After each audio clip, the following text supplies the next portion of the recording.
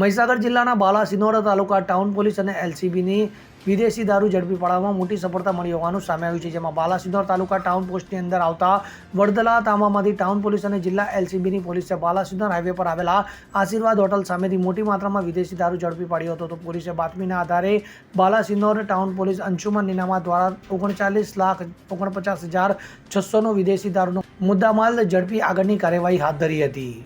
સંદીપ દેવાસરી સાથે CN24 news, Mahisagar. હવે જુઓ દેશ દુનિયાની તમામ ખબરો તમારી આંગળીના ટેરવે.